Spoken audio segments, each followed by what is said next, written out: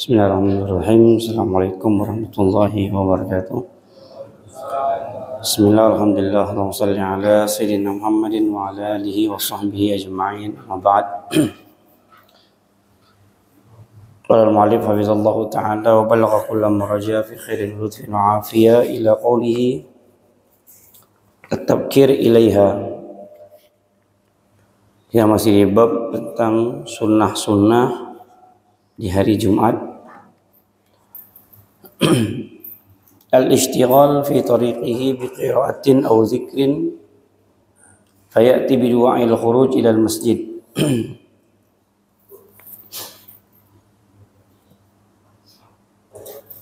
Yaitu menyibukkan diri ketika berjalan menuju ke masjid dengan memperbanyak membaca zikir, terutama doa untuk kita keluar menuju ke masjid. Doanya, Allahumma inni as'aluka bihaqqis sa'ilina 'alaik wa bihaqqi raghibina 'alaik wa bihaqqi mamsyaya hadza ilaik fa inni lam akhruj asharan wala bataran wala riya'an wala sum'atan bal kharajtu ittiqa'a sakhatik wa ibtigha'a mardatik. Jadi ketika kita ingin menuju ke masjid, kita membaca doa ini. Doa tersebut yang terjemahannya, ya Allah, aku minta kepadamu bihaqqis sa'ilin 'alaik. Bagaimana orang-orang yang telah meminta kepadamu dari kebaikan-kebaikan. Dan doa tersebut kita baca sampai menuju ke masjid. Agar mengapa? Agar ketika kita berjalan menuju ke masjid itu tidak disibukkan dengan hal-hal yang sifatnya haram, yang sifatnya mungkin bisa merusak hati kita. Ya maaf saja, kita ketika jalan ini kan banyak pandangan-pandangan. Apalagi orang yang berjalan ini orangnya kepo. Ya, pengen tahu urusan orang lain apa semuanya. Ini berat ini. Orang-orang seperti ini maka memperbanyaklah untuk berzikir ketika kita menuju ke masjid. Agar apa? Agar tadi hati kita bersih, hati kita tidak kotor. Makanya kita minta tadi bihaqqis sa'ilina 'alaik wa bihaqqir raghibina ilaik. Ya, dengan hak-hak orang-orang yang memang tujuannya betul-betul ketika ke masjid ini adalah tujuan mereka benar dan betul. Siapa mereka? Orang-orang yang terdahulu, para ulama, para imam-imam kita, yaitu Nabi SAW. Bagaimana Nabi itu menuju ke masjid dari rumahnya, dan orang-orang soleh, apa niat-niat mereka, itulah kita. Kadang kita ini lupa dengan niatan-niatan yang baik. Padahal niatan yang baik itu walaupun tidak kita lakukan justru tertulis pahala. Makanya nanti di akhirat itu ada orang yang kebingungan, dia tidak pernah melakukan suatu amaliyah, tapi nanti di akhirat begitu banyak amalnya. Ditanya, ya Allah, kenapa aku banyak betul amal ini? Lalu Allah mengatakan, bikasri niyatik, karena dulu engkau di dunia itu banyak niat-niat yang baik tapi belum engkau laksanakan. Ada keinginan kita, contoh di zaman Bani Israel. Di zaman Bani Israel itu umat Nabi Musa, dia melihat ada perkampungan miskin dalam keadaan lapar. Lalu dia melihat pasir-pasir yang ada itu. Lalu dia katakan, ya Allah, jika seandainya ini adalah gandum yang bisa dimakan, kalau aku banyak uang, maka aku akan beli ini dan aku akan berikan kepada mereka semua agar mereka tidak kelaparan. Detik itu juga Allah Subhanahu wa taala memerintahkan kepada malaikat untuk mengkhabarkan kepada Nabi Musa dan memberikan kabar kepada Nabi Musa bahwasanya menemui umatnya tadi, bilang kepada umatnya, bahwasanya aku telah mengabulkan keinginannya tadi. Doa dia itu sudah aku kabulkan. Nabi Musa itu terkejut. Siapa orang ini? Sehingga aku diperintahkan oleh Allah untuk mencari dia. Nabi Allah Musa cari. Nabi Allah Musa cari. Nabi Allah Musa mengatakan bahwasanya amalmu telah diterima oleh Allah. Nabi Musa tanya, apa amalmu? Dia katakan, aku tidak ada amal. Aku hanya punya niat. Aku melihat orang yang miskin, kelaparan, aku lihat pasir.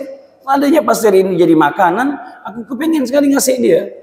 Tapi aku tak punya apa-apa, tak punya uang.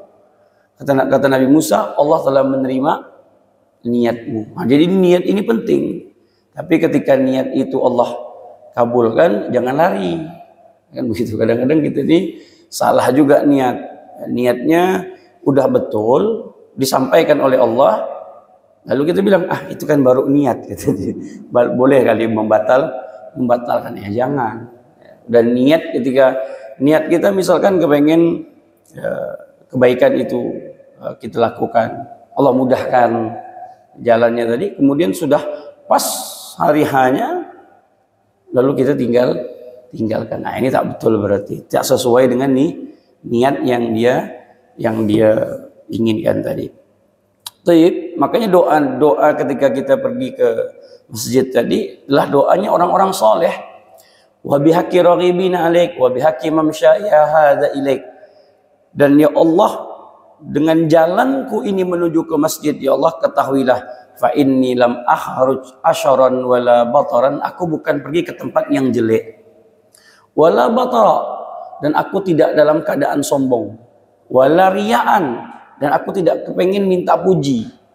Dan aku wala sum'atan, dan aku juga tidak kepengen, ya Allah, membanggakan diriku. Maklumlah, kita ini kalau pergi ke masjid pasti ada. Pasti, walaupun sedikit, namanya juga kita manusia. Mungkin hari ini tidak, besok iman kita beda lagi. Contoh misalkan, itu dari komplek ini keluar, terpandang rumah sebelah, mana wah ini nih, tak pernah kepandang dari pergi ke masjid. Mulai hati gitu. 10 tahun aku tinggal di komplek nih, tak pernah aku tengok batang hidung nih sembahyang di FK. Mulai hati kita. Kan udah mulai dah tuh. Keluar masjid udah mulai laga. Wah, ini tak bisa. Kita kepengen keluar masjid, dari rumah menuju ke masjid, hati kita bersih. Itu kata dia lah orang itu. Cuman namanya syaitan, iblis pasti tidak suka sama kita. Ketika semakin amaliyah itu ikhlas yang kita kejar, semakin dia kuat menggoda kita. Dia tengoknya nanti, digosoknya otak kita. Nah, kau tengoklah sebelah tu. Atau udah hendak kita pikirkan nih, sebelah kita udah hendak pikirkan, kata dia lah apa semuanya. Mulai masuk lagi sum'ah. Apa itu sum'ah? Mulai membanggakan diri kita. Kayak di komplek ni cuma aku ya seorang yang alim ni. Yang lain ni apa? Tidur. Ini dunia terus dia kejar. Udah mulai Allah kasih. Ini penyakit semua ini. Belum lagi riya. Riya ya udahlah, kalau udah riya pamer. Kalau udah ada tetangga di depan bawa dia keluar. Kalau belum ada tuh tengok, ada orang ni belum keluar, tetangga biar dia kata, orang kebenaran ni, alim orang ini, penyakit semua itu. Jangan kira itu baik, itu penyakit itu. Penyakit itu yang akan membinasakan amaliyah kita. Nanti kita di akhirat menuntut amal kita, ternyata tak ada sedikit amal yang tercatat di buku catatan amal kita. Kenapa? Tadi itu penyakitnya itu. Riya, pamer, sum'ah, ujub, masuk semua itu. Merasa bangga diri sendiri. Makanya ketika kita bisa melakukan sebuah amaliyah kebaikan, maka ucapkanlah kalimat la haula wala quwata illa billahil aliyil azim. Selesai. Ya, tidak ada daya dan upaya. Ada orang muji kita, Masya Allah, ente ini sering ke masjid, sholatnya ndak Tidak putus jamaahnya di masjid terus subuh begini. Antum ucapkan la haula wala quwata illa billah. Mungkin bisa saja nanti Allah merubah saya. Mungkin nanti ente yang semangat, ana yang lemah. Saat ini mungkin ana yang semangat, ente yang lemah. Tapi bisa saja nanti dibalik oleh Allah. Makanya saya bisa ucapkan la haula wala quwata illa billah. Tidak ada daya dan upaya dan kekuatan kecuali itu dari Allah. Selesai. Jadi tak panjang. Ya, kalau kita panjangkan nanti itulah kau tuh tengok, oh ini malas benar nampak kau ni. Oh mulai ceramah pula dia. Mulai nyeramakan orang. Allah, ya, lebih penyakit. Makanya ketika ke masjid, harapan kita ittiqa as-sakhatik wa ibtigha'a mardatik. Ujung daripada doa itu, aku berlindung kepadamu ya Allah daripada murka-murkamu dan aku hanya berharap keridhaan. Selesai. Pandangan kita tidak terlalu banyak memandang ke kanan dan ke kiri, ya, tundukkan saja. Sakinatul wal wagar. Makanya orang pergi ke masjid itu sunnahnya tidak tergesa-gesa. Jalannya tenang, berwibawa jalannya, santai, agak sedikit menunduk. Jangan gak nunduk terus, nanti bukan apa telanggar di orang nanti. Bagi yang bawa motor kan begitu. Atau Ustaz Nuh harus nunduk nih. Apa kata telanggar. Tidak gak begitu. Artinya ya, pejamkan mata ketika melihat hal-hal yang kurang baik, ya, tidak diinginkan. Karena kita ingin pergi ke masjid, bersihkan hati kita agar kita mendapatkan, maklumlah kalau udah pergi ke masjid yang kita pandangan itu akan kita bawa ke dalam sholat kita. Allahu Akbar. Cantik pula tadi itu, siapa dia? Tak pernah aku dipandang ke komplek ini. Jangan-jangan orang baru. Mulai. Ini kan setan ini kan banyak yang goda. Allahu Akbar. Terpandang pula ibu-ibu tadi itu kan. Apa namanya? Rumah makan nyaman. Habis ini nih kayak nyaman nih. Nak makan di situ loh katanya. Jadi Masya Allah setan menggoda kita. Makanya tadi pandangan kita harus dijaga dan lebih baik disibukkan dengan memperbanyak zikir kepada Allah. Itu yang pertama.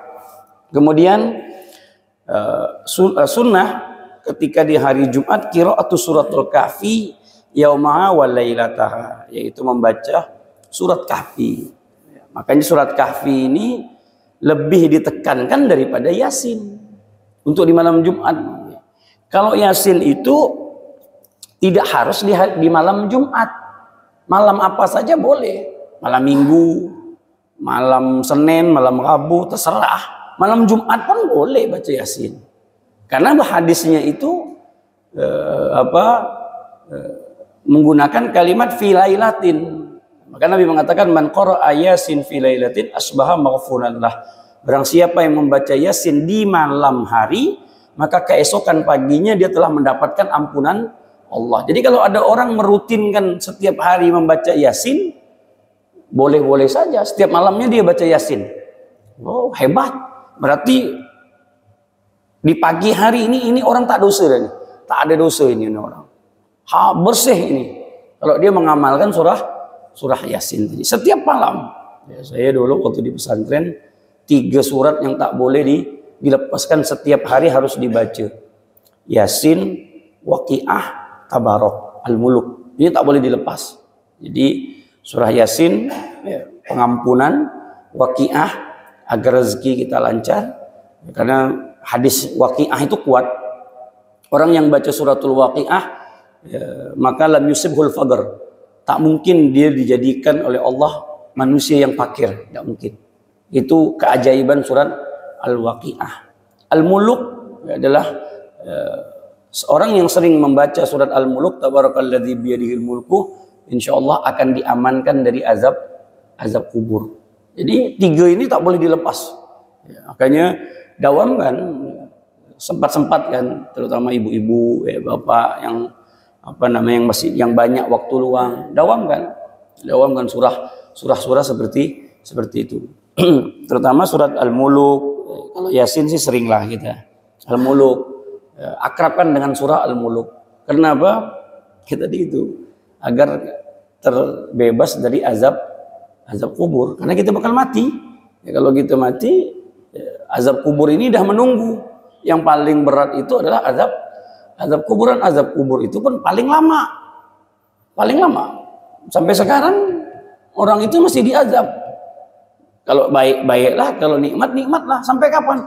Sampai nanti nunggu hari kebangkitan. Lama betul. Bayangkan ada yang udah meninggal ratusan tahun. Bahkan 1000 tahun meninggal. Berarti 1000 tahun itu juga dia berada di dalam kubur. Ya, kalau nikmatlah kubur tersebut. Makanya ada kalimat taman daripada taman surga dan lubang daripada lubang api neraka. Itulah gambarannya. Maka ketika kita sering membaca surah Al-Muluk, maka selamatlah kita. Kemudian Al-Kahfi, orang yang membaca suratul Kahfi, maka di dalam satu minggu itu Allah akan memberikan pancaran cahaya sampai ke Baitul Atiq, sampai ke Arsy. Dia punya cahaya itu, orang yang membaca itu punya cahaya nyambung sampai ke Baitul Atiq. Itu cahayanya. Makanya jangan lepaskan surah Al-Kahfi. Panjang karena kita jarang bacanya. Kalau udah sering bacanya tidak akan panjang. Karena kita tak sering membacanya saja. Tidak apa-apa, dibagi 2 saja. Malamnya separuh, nanti siangnya lagi separuh. Malam kan malam Jumat. Nah, baca malam Jumat Al-Kahfi, dapat 3 lembar, berhenti. Besoknya sebelum menunggu Jumat, baca lagi, selesai. Nah, itu harus diamalkan. Kemudian al-iktsaru minas sholati ala Nabi sallallahu alaihi wasallam. Memperbanyak sholawat kepada Nabi Muhammad sallallahu alaihi wasallam, baik di malam Jumat atau di hari Jumat. Maka Nabi sallallahu alaihi wasallam mengatakan, ya, malam Jumat itu adalah Lailatul Azhar, malam yang berbunga-bunga. Jadi perbanyaklah oleh kalian untuk membaca sholawat. Jadi sholawat itu dibaca di malam Jumat lebih ditekankan. Walaupun setiap harinya dibaca, harus kita baca. Kan mengapa kita harus punya sholawat yang harus kita bacakan? Karena kita harus punya koneksi yang kuat dengan Nabi Muhammad SAW. Karena beliaulah harapan kita yang kita minta nanti untuk memberikan syafaat di hari kiamat. Karena nanti ada orang-orang yang tak bisa memandang wajah Nabi Muhammad. Hampa, kalau udah tak mandang hampa. Bayangkan yang bisa menolong kita hanya Nabi Muhammad, tapi Nabi Muhammad tidak kenal kita.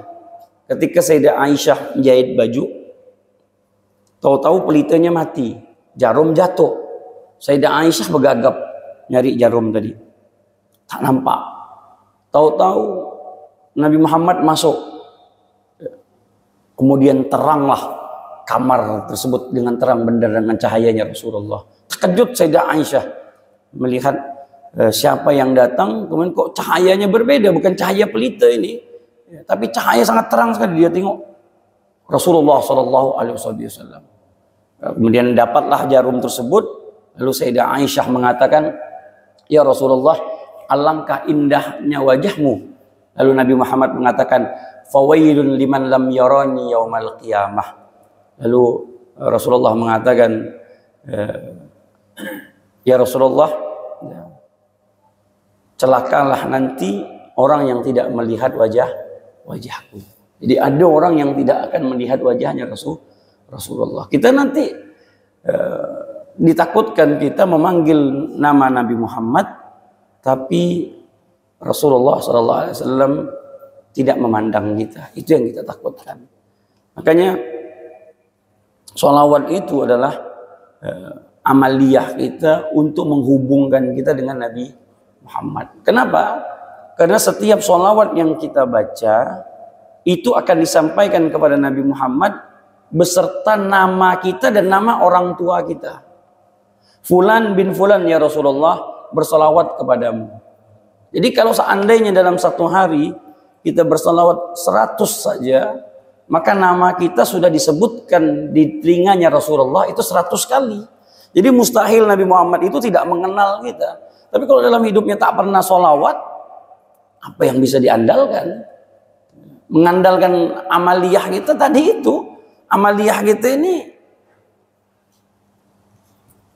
kalau tadi ada riyaknya, kalau ada pamernya, tidak diterima sama Allah. Sholat kita. Kalau ada sombongnya, tak jadi amaliyah. Ada lagaknya, selesai. Ada penyakit tadi itu, riya, sum'ah, merasa bangga dengan diri sendiri, tidak Allah terima. Allah hanya terima amal ibadah yang ikhlas karena Allah. Nah, kalau begitu Pak Ustadz, Pak Habib, tahu saya beramal, ternyata beramal tak agak diterima. Loh, orang yang beramal aja belum tentu diterima, apalagi yang tidak beramal, kan begitu. Jangan diputar-putar bahasanya. Makanya dibantu dengan sholawat. Kalau sholawat ini pasti diterima, pasti. Ya, anda mau bilang apa aja. Ya. Amaluna bainal qabuli wa raddiha ila sholati ala nabi Muhammadi. Kalau amal kita yang lain masing gantung antara diterima dan tidak. Tapi kalau sholawat pasti diterima. Inilah yang dijadikan nilai plus amaliyah kita.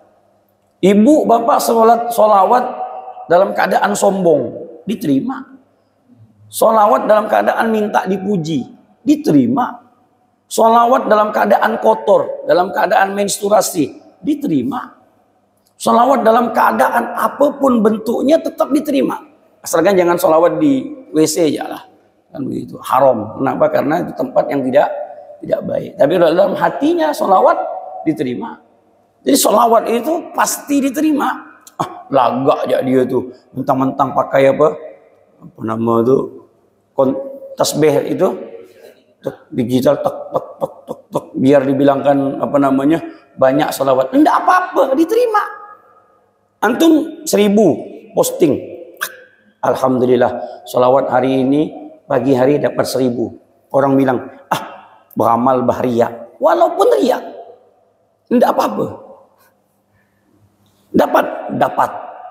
Tapi jangan kira kalau puasa, antum puasa nih, alhamdulillah azan maghrib sudah tiba juga. Hati-hati, belum tentu nanti puasa dulu diterima. Kenapa? Karena beda dengan sholawat. Kalau puasa tadi terkontaminasi dengan riya, tak dapat apa-apa. Puasanya hanya menahan lapar dan haus. Rugi di penghujung buka, tahu-tahu posting. Ya kalau posting ini kan kembali lagi tergantung niat masing-masing. Kalau niatnya tadi biar orang tahu nih, ya aku nih puasa, merindukan azan maghrib kata dia. Berarti kan orang tahu nih, puasa dia nih rupa nih kan.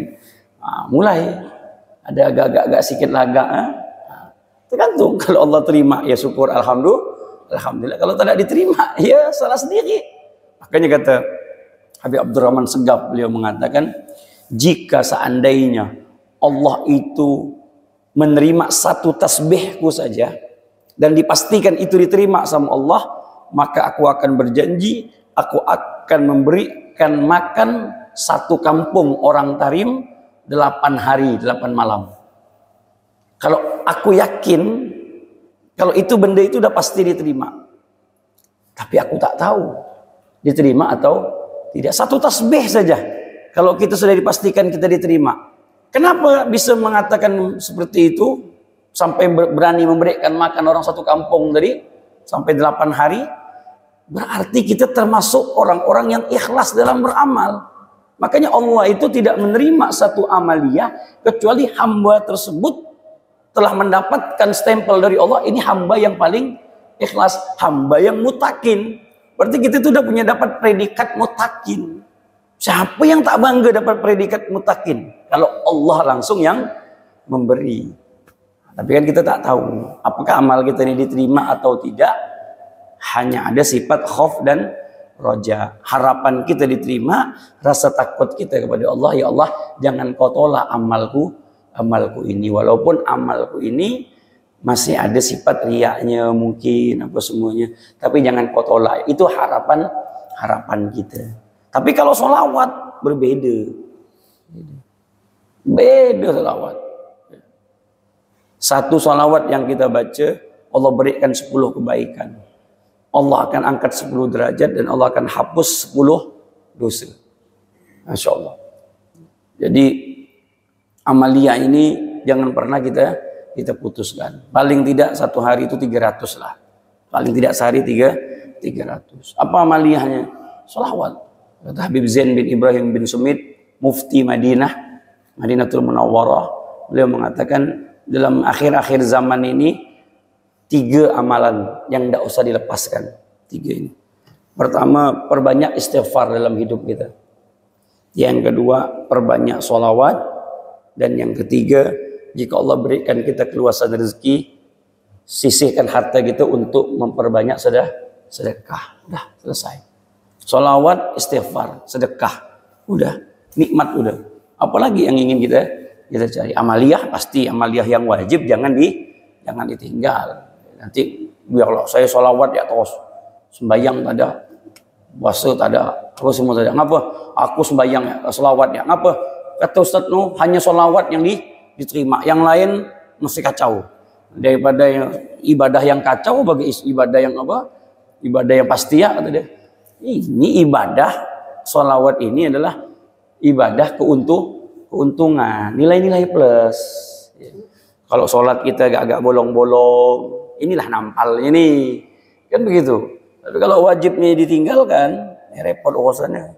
Udah tak sembahyang, nak sholawat 40.000 kali ke sehari, bukan sholawat yang tidak diterima. Tak ada passwordnya untuk mau masuk tadi itu, kan begitu. Ini saya kasih HP ini mahal, di dalamnya ada isinya, masya Allah. Tapi HP terkunci. Apalah guna HP terkunci tadi itu? Tak bisa buka, gantungan kunci ya akhirnya nanti. Ya, kasih dulu passwordnya. Apa passwordnya? Tadi itu sholat. 2, 4, 4, 3, 4 itulah password untuk amaliyah yang lain ini bisa masuk. Kalau sholat ini tak ada, musnah semua. Mau antum triliunan ke sedekah, mau antum pergi haji 40 kali ke, mau umrohnya 200 kali ke, antum tak sembahyang, habis. Bukan amal ini tidak diterima, bukan. Amal ini pengen masuk, cuman dia tak punya kepala. Ini cuman tangan ya ini. Sedangkan sholat itu adalah kepala. Manusia tak ada kepala, mati. Tapi manusia tak ada kaki, tak ada tangan, bisa hidup. Jadi kepala itu adalah sholat. Kalau gambaran Nabi dengan hadisnya 2 tadi, Nabi menggambarkan sholat itu sebagai kepala. Di hadis yang lain, Nabi menggambarkan sebagai tiang. Macam mana kita bisa membangun masjid ini kalau tak ada tiang? Mustahil. Tidak mungkin. Maka perbanyaklah sholawat di hari Jumat. Sholawatnya apa? Terserah. Ya, mau lebih mudah, lebih nyaman, lebih cepat, simple, di mana saja, kapan saja bisa kita ucapkan. Sallallahu ala Muhammad. Selesai. Sallallahu ala Muhammad. Sallallahu ala Muhammad. Sallallahu ala Muhammad. Salawat Jibril. Selesai. Pegang tasbih ibu, bapak. Sallallahu alaihi wasallam. Dapat 100, dapat 200, dapat 300, dapat 400. Kalau bisa banyak-banyaknya. Sampai 1000 kali. 1000 kali. Pernah saya punya guru, Habib Umar, tidak salah waktu itu ke Mesir. Ketemu dengan seorang nenek tua.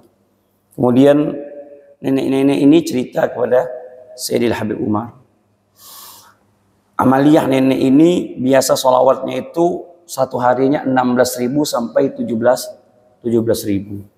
Dan setiap hari si nenek ini bermimpi dengan Nabi Muhammad SAW. Lalu beliau cerita, suatu hari aku tidak bermimpi dengan Nabi. Dan dia menangis, sedih. Lalu ditanya, kenapa engkau tidak bermimpi? Karena sholawatku agak sedikit kurang. Berapa salawat yang waktu itu engkau baca ketika tidak mimpi? Dia katakan kira-kira 11.000 atau 12.000 lah. Ya, tidak sampai dengan nominal yang seperti biasa. Saya waktu dengar itu, Allah mak, 11.000, 12.000, Nabi belum mau mendatangi dalam mimpi. Jadi itulah apa namanya amaliyah yang bisa kita lakukan untuk berjumpa dengan Nabi. Tapi banyak salawatnya, harus banyak. Tidak mungkin orang itu mimpi dengan Nabi Sallallahu Alaihi Wasallam apabila salawatnya tidak banyak, mustahil dia bisa dengan mimpi Nabi Muhammad. Dan kan jadi pertanyaan, apakah Nabi Muhammad itu bisa dimimpikan? Bisa. Hadis riwayat Imam Muslim dengan sanad yang sahih. Nabi Muhammad mengatakan, man ra'ani fil manam fasayarani fil yaqadah fa inna syaitana la yatamatsalu bi. Apa kata Rasulullah? Beliau mengatakan, barang siapa yang memimpikan aku di dalam tidurnya, maka nanti dia akan melihatku dalam keadaan sadar, yaqadah. Kayak Nabi Muhammad bisa dilihat dalam mimpi. Tapi yang memimpikan Rasulullah tak sembarangan orang.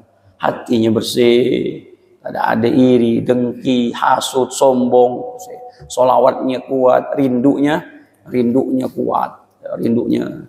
Macam mana mau mimpi Nabi? Waktu tidur aja tak bayangkan wajah Nabi. Mustahil mimpi.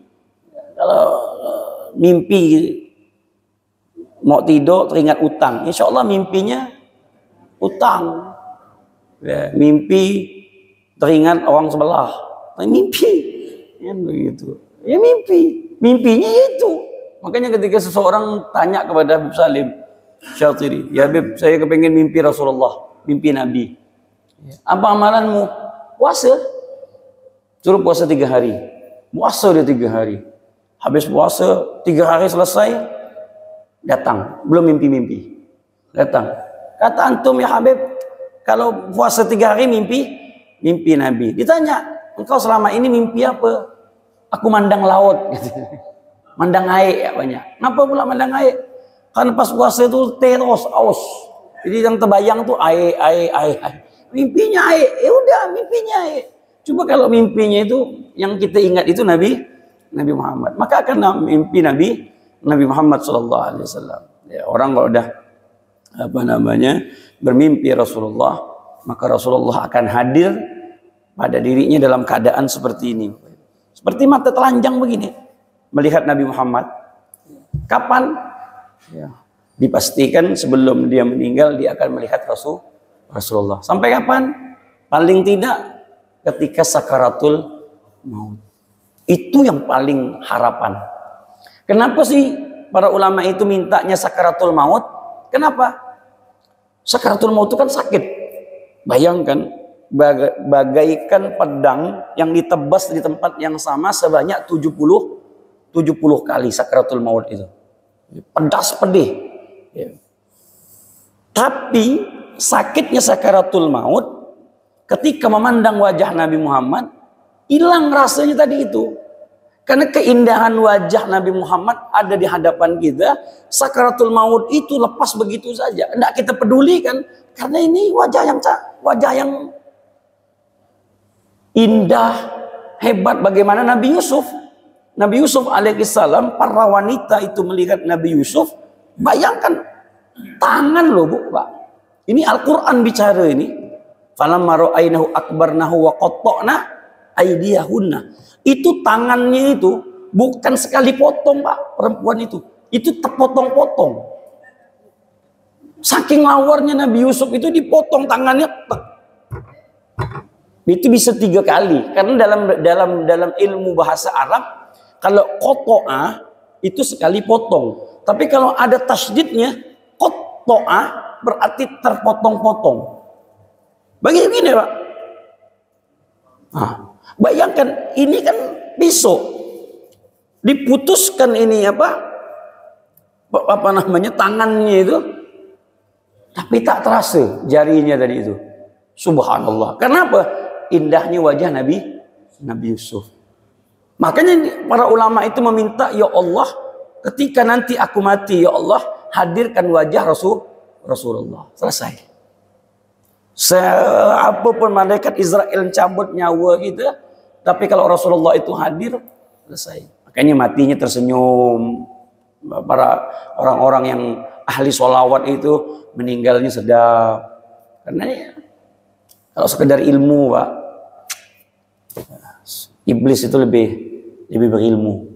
Yang penting ini amal. Amal. Antum banyak ilmu, apa semuanya, tak usah bangga-bangga benar. Ya. Ilmu itu banyak orang yang tergelincir dengan ilmu. Banyak. Tapi sedikit ilmu, dekatkan diri kita kepada Nabi, kuatkan koneksi kita dengan Nabi Muhammad. Makanya ketika kita itu sampai ke Raudhah, beda. Orang dari Jak Madinah ada sinyal dari sini yang dia bawa sampai ke Madinah, itu beda. Makanya Imam Malik ketika sampai berada di kota Madinah, dekat dengan Buq'ah, dekat dengan pemakaman Nabi Muhammad, dia lepas sandalnya. Tidak mau pakai sandal. Kita kadang-kadang pergi sampai ke sana, orang bersendal semua. Maaf-maaf saja. Bersendal. Kok Imam Malik tidak mau? Kenapa? Dia katakan, tidak pantas sandalku ini. Karena mengapa? Di bawah ini ada jasad yang paling afdol yang ada di muka bumi ini. Maka aku harus melepaskan sandalku. Saya alhamdulillah, waktu itu saya tak mau pakai sandal. Ketika ulah, panas-panas lah. Ya, saya tak mau pakai sandal. Pas sampai di pintu Madinah Masjidil Haram, saya buka. Saya ingat waktu saya belajar itu, saya ingat Imam Malik. Imam Malik udah masuk ke sini, tidak pakai sandal. Udah, sandal saya simpan, kata dia lah, hilang-hilang lah. Masa bodoh lah, terserah. Saya tak pakai sandal. Kebagi ke apa, tidak pakai sandal. Kenapa? Mengingat ucapan Imam Malik, ta'adduban li Imam Malik. Tapi yang pakai itu terserah lah, itu kan pribadi masing-masing. Maka ketika masuk ke Raudhah, udah beda. Bukan masalah Raudhahnya, masalah apa, itu enggak ada. Ya, alhamdulillah bisa masuk Raudhah, alhamdulillah. Ya. Tapi bagaimana ada ikatan kuat kita dengan Nabi Muhammad yang kita bangun. Tapi kalau enggak ada rasa rindu, pergi, tapi rasa rindu itu enggak ada. Biasa-biasa saja. Biasa, tapi kalau ada kerinduan dengan Nabi Muhammad, apa semuanya, maka akan dirasakan. Tapi subhanallah, inilah hebatnya kita dengan Nabi Muhammad. Padahal kita gak punya rindu-rindu betul. Tapi kalau udah sampai di sana, subhanallah, air mata keluar. Mau tak mau. Tadi itu kehebatan daripada Nabi Muhammad SAW, sinyal itu kepada kita. Ya, mudah-mudahan Allah Subhanahu Wa Taala sampaikan lagi kita bisa, amin ya rabbal alamin. Terakhir, tahiyatul masjid, al-insat wal istima' ilal khutbah. Nah, ini mendengarkan, diam dan mendengarkan khutbah. Ini yang paling terpenting dalam Jumat. Wasukut wal istima' wasyughlus sama' bis sama'. Apa itu? Insat wal istima' ilal khutbah. Jadi ketika khutbah dikomandangkan, maka kita dianjurkan untuk mendengarkan, disunahkan. Apakah boleh dia ngomong? Terserah dia. Dia mau ngomong, serah. Dia mau nyibukkan dengan dirinya yang lain, terserah. Tapi itu ingat, tak dapat apa-apa. Makanya tugas kita ketika hadir di waktu Jumat, tangan tak usah megang apa-apa. Udah, telinga pasang untuk mendengarkan khutbah. Tangan tak usah megang apa-apa, mulut diam. Selesai. Jangan bawa Quran sambil dengarkan khutbah. Atau bawa tasbih sambil dengarkan khutbah. Logikanya dapat dua kali. Dapat zikir, dapat ilmu. Logikanya. Tapi ilmunya tak dapat apa-apa. Inilah orang yang beramal tanpa ilmu. Akal-akalan ya. Akal-akalannya sih betul. Tapi ini orang beramal tanpa ilmu. Astagfirullah. Astagfirullah. Sambil berzikir. Ini khutbah nih. Tak dapat apa-apa. Zikirnya tak dapat, Jumatnya fadhi. Jumatnya sia-sia. Hanya menggugurkan kewajiban. Saya sering tuh kalau nengok lagi khutbah itu di pojok-pojok sana itu ada yang buka Quran. Buka Quran, main HP, itu banyaklah. Mungkin dia buka HP itu mungkin baca Quran. Saya yakin sih begitu. Dia mungkin tidak main HP. Husnudzonnya saya tidak main HP. Dia buka Quran. Pikir dia itu kan tak ada salah juga sih. Mungkin karena kekurangnya ilmu saja. Pikir dia itu kan sambil baca, sambil mendengar kan. Nggak kita salahkan juga. Tapi yang dia lakukan itu salah. Jadi ketika khotib itu berkhutbah, mulutmu jaga, tak usah ngomong, telingamu pasang, tanganmu diam. Jangan ada abas. Abas itu perkara-perkara. Makanya Nabi Muhammad mengatakan masal haso, jangan megang-megang batu. Karena masjid Nabi Muhammad kan dulu pakai batu. Jadi batu dipegang-pegang sama sahabat tuh, dimain-mainkan. Nabi lagi ceramah, pegang-pegang batu. Nabi Muhammad mengatakan, man masal haso faqad lagha. Orang yang megang-megang batu pun dimakruhkan. Tidak boleh kata Rasulullah. Udah dengarkan khutbah. Ansitu wastami'u. Dengarkan, diam dan dengarkan. Makanya ngejalankan tok itu. Apa hukum menjalankan tok itu? Makruh, Pak. Kalau bisa jangan. Kalau bisa.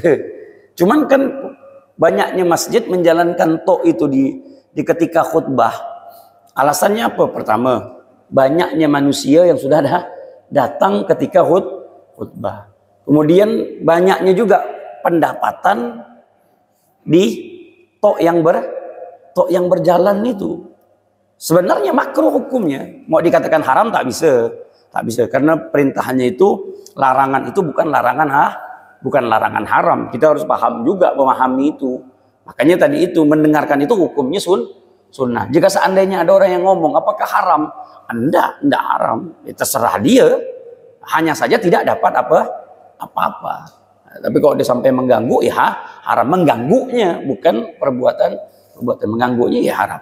Kemudian menjalankan tok tadi, itu kan termasuk masalah haso. Kita disibukkan dengan sesuatu yang lain kan. Sama itu kan disebut. Disibukkan. Nah, sama, makruh. Hukum aslinya makruh. Tidak boleh. Kalau memang bisa tidak dilakukan dengan menjalankan itu lebih baik. Itu lebih baik. Saya punya pesantren. Di pesantren saya, Masya Allah. Kalau kita dibilang butuh duit, butuh untuk masjid itu. Cuman saya punya guru mengatakan enggak. Dan itu bisa mungkin 2.000 orang yang sholat di masjid kami itu.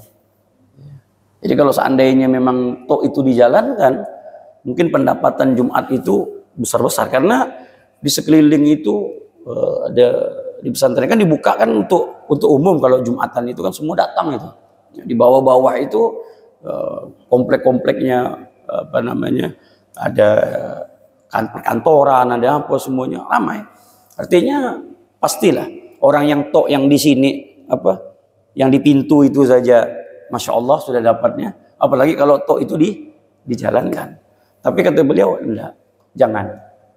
Kita tidak ingin mengambil sesuatu hal yang sifatnya tadi menyibukkan orang, dan kita masuk dalam hadis tadi. Kita kepengen sholatnya Jumat orang ini sempurna. Udah. Jadi tidak dijalankan. Nah, simpan ya. Kalau memang hati dia kepengen tergerak, pengen nyumbang, dia akan cari kota amal. Tidak perlu cari kota amal yang ada di depan mata. Kalau memang niat dia dari rumah, dari kantor, dari rumah, dia akan bawa duit. Dia masuk.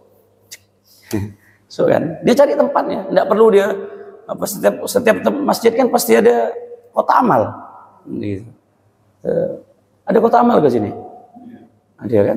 Buka-buka kan gitu. Masuk kota amal, pasti ada.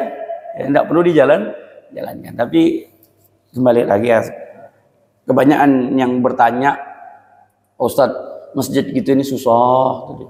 Ayah, kalau tak ada jalankan ini, tak bergerak masjid kita ini. Udahlah, mau diapakan lagi lah. Kan begitu. Nah, kembali lagi, ya, tapi paling tidak kita harus tahu hukum aslinya. Kan seperti itu. Wallahu a'lam. Jadi kalau memang bisa tidak, ya jangan. Kemudian wa ghairu sami yatrukul kalam faqat. Ya, wa yajibu raddu salam asna'ul khutbah. Ya, dan diwajibkan menjawab salam ketika khutbah.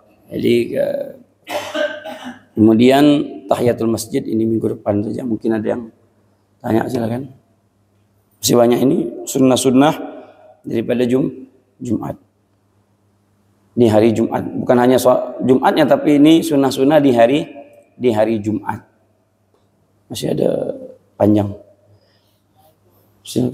Sila. Ya.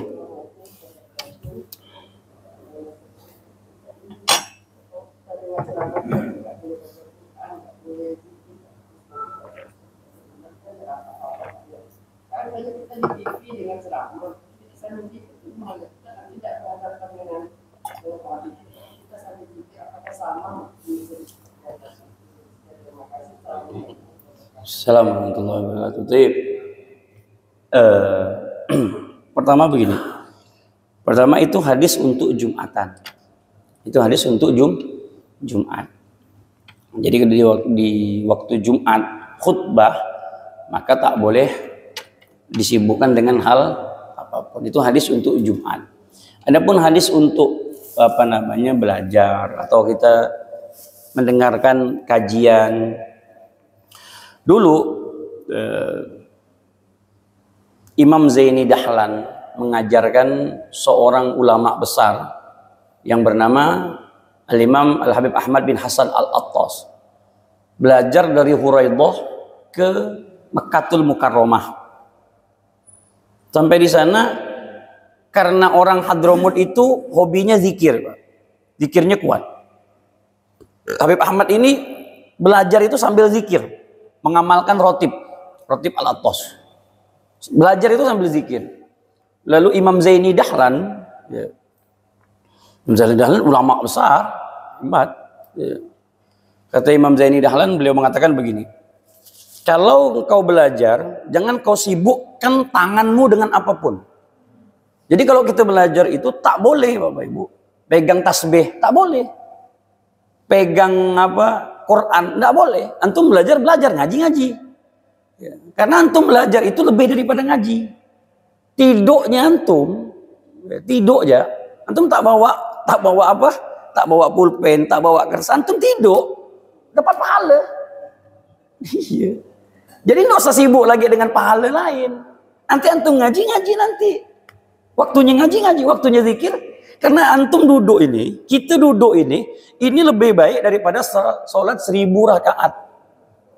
Lebih baik daripada menjenguk 1000 orang sakit. Lebih baik menjenguk daripada 1000 jenazah. Lebih baik daripada memakamkan 1000 jenazah. Satu jenazah saja kita jenguk, itu pahalanya seperti gunung Uhud. Sambil mengantarkan itu 2 gunung Uhud. Sekarang kita dapat 2000 gunung Uhud.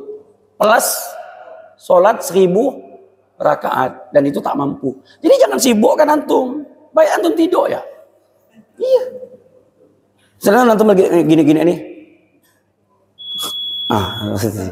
Tertidur misalkan. Lagi nyaman tuh tertidur. Enggak apa-apa. Daripada antum gini. Mau ngapa coba? Tidak akan mungkin, kata Imam Ahmad bin Hasan Attas mengatakan, tidak akan mungkin otakmu dengan hatimu itu bisa dapat dua. Tidak bisa. Pedang itu bisa masuk dalam satu tempat. Jadi konekkan tuh pelajaran, konekkan sama gitu. Jangan, tidak boleh. Makanya kata Imam Zaini Dahlan, mulai hari ini lepaskan semua zikirmu. Tidak boleh kau berzikir udah. Belajar. Waktumu sekarang belajar. Lepaskan semua. Nanti engkau berzikir ketika kau sudah berhasil, baru kau berzikir. Marah Imam Zaini Dahlan tadi. Ya, marah. Belajar dulu. Karena orang yang belajar itu godaannya lebih kuat daripada orang yang ahli zikir. Orang belajar ini godaannya kuat. Makanya majelis taklim itu tak sebanyak majelis zikir. Coba kalau tengok majelis zikir, Masya Allah ramai. Karena setan godanya pelan-pelan. Sebutik setan yang dikasih.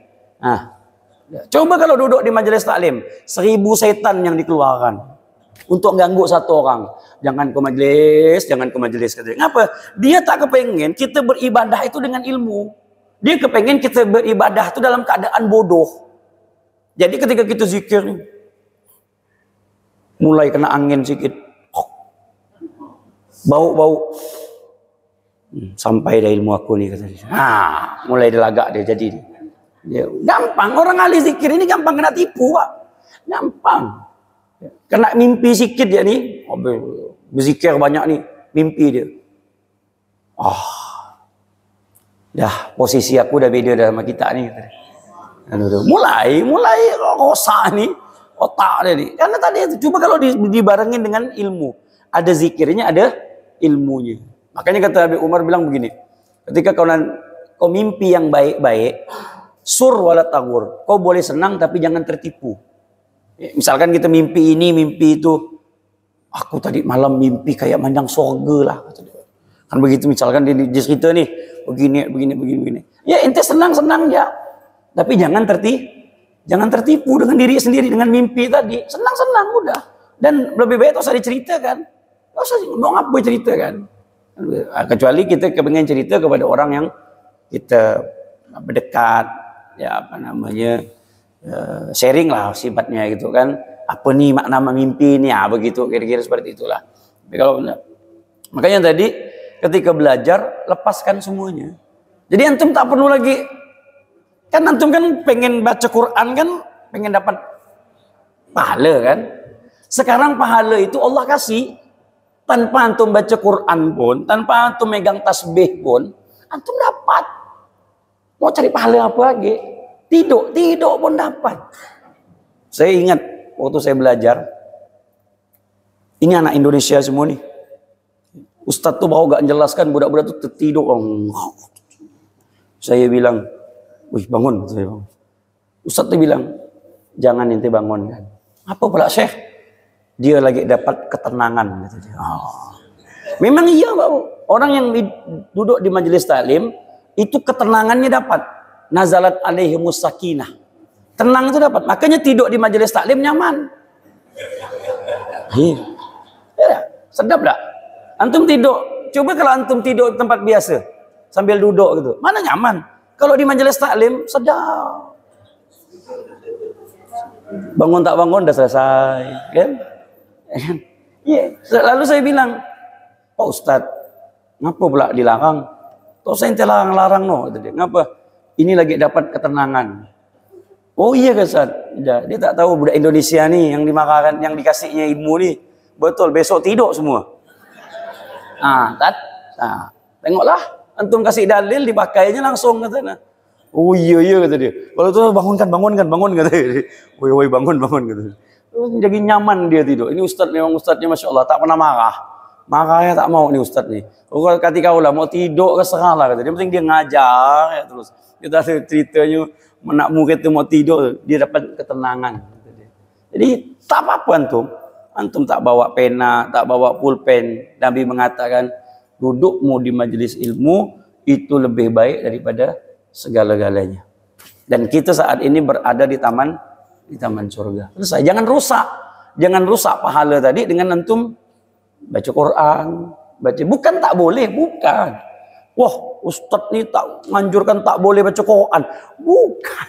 Bukan tak boleh menganjurkan baca Quran. Timingnya kurang tuh. Makanya beramallah dengan ilmu. Makanya Sayyidina Ali pernah bilang begini. Ungkapan Sayyidina Ali mengatakan begini. Yang paling aku takutkan nanti adalah manusia itu rajulun mutanassik. Orang yang suka ibadah tapi tak punya ilmu. Itu yang paling aku takutkan, kata Sayyidina Ali. Karena apa? Mudah tergelincirnya. Orang yang ahli ibadah tanpa ilmu itu nyaman, tertipunya nyaman, tergelincirnya nyaman, semuanya nyaman. Tapi kalau ada ilmunya, kemudian ibadahnya kuat, ini top.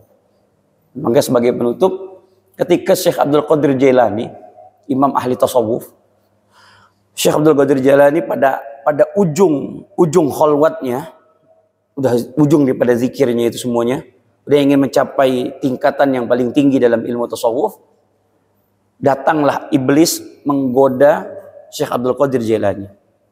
Lalu iblis tersebut berkata begini, "Ya Abdul Qadir, kafaka, engkau udah cukup.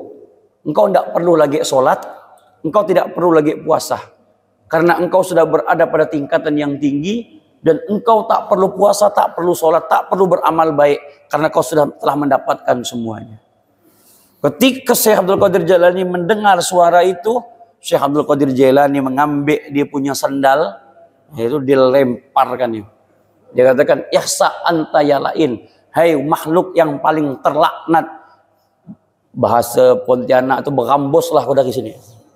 Kau pergi, kau sana lari kau, kata dia. Tak mungkin manusia yang kotor seperti aku ini diperbolehkan untuk meninggalkan sholat. Mana hebat aku dengan Nabi Muhammad yang sholatnya sampai kakinya bengkak. Dan Rasulullah tak pernah meninggalkan sholat. Lalu masa iya aku orang yang seperti ini boleh meninggalkan sholat, boleh meninggalkan puasa, boleh meninggalkan kewajiban. Ini bukan suara yang baik, tapi ini adalah suara iblis. Coba kalau kita digitukan, Pak. Kayak berzikir ni, ada suara agak-agak sikit. Ya no. Mulai. Berarti sampai dah ilmu saya ni. Kan begitu. Pokoknya di Pontianak ni cuman kau ya no yang paling bagus, kata dia. Mulai. Kacau dah saya tadi tu. Nah, inilah namanya orang beribadah tanpa ilmu. Kalau ada ilmunya tak bisa digoyahkan. Apapun lah tak bisa digoyahkan. Mau apa? Ilmu. Karena pondasi daripada segalanya itu adalah ilmu. Maka kembali lagi pertanyaan ibu tadi, kalau belajar sama dengan orang mendengarkan khutbah. Jangan megang apa-apa. Kalau ibu tadi misalkan di TV, ya, kajiannya baik, bagus, apa semuanya. Udah, betul-betul. Dengarkan betul-betul. Jangan ambil. Nanti kemana zikir? Kemana? Kita zikir itu kan pengen ngemat sebenarnya. Makanya zikir itu ada dua nanti. Panjang pula cerita ni. Zikrul lisan wa zikrul qalbi. Pentingnya kalau zikrul lisan, kalau hanya lisan yang berzikir, itu tidak ada asar, tidak akan pernah ada bekas. Tapi kita pengen zikir itu bukan berbekas di hati, maka dia harus menggunakan hati. Bagaimana kita, otak kita, mata kita memandang sesuatu tadi, kemudian hati kita ke lain, tidak bisa. Pandangan itu akan masuk kepada hati. Orang itu kan lewat pandangan dulu, dari mata turun ke hati, kan bahasanya kan begitu. Tak mungkin antum tak mandang cantik tu. Hati aku dah bilang dah, memang dia cantik mang. Kau tak mandang, kau bilang cantik. Aku tak perlu mandang, aku pakai hati je, meramput. Begitu. Aku pandang dulu, kan begitu. Pandang dulu, oh cantik. Udah cantik terpandang mukanya walaupun sesaat, sedetik ya. Bekas langsung. Kenapa? Tak bisa terlupakan, langsung berbekas kata dia. Kenapa? Masuk ke hati kata dia.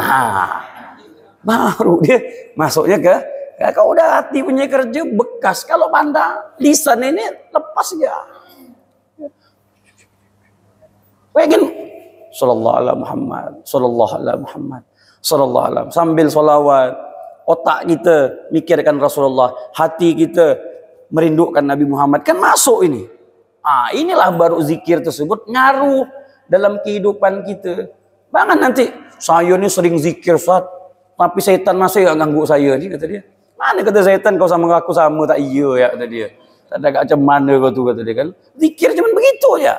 Makanya zikir itu pun harus ada tata caranya. Ya kan, memangnya tadi kalau memang kepengen tadi ya solawat betul, mau hadir ke mau tak ada ke, dari segi pahalanya tetap dapat. Tapi kita kan kepengen sebuah zikir itu membekas di hati. Itu yang kita ingin yang kita inginkan. Wallahu a'lam bishawab. Subhanakallahumma wa bihamdika asyhadu an la ilaha illa anta astaghfiruka wa atubu ilaik. Walhamdulillahirabbil alamin. Assalamualaikum warahmatullahi wabarakatuh.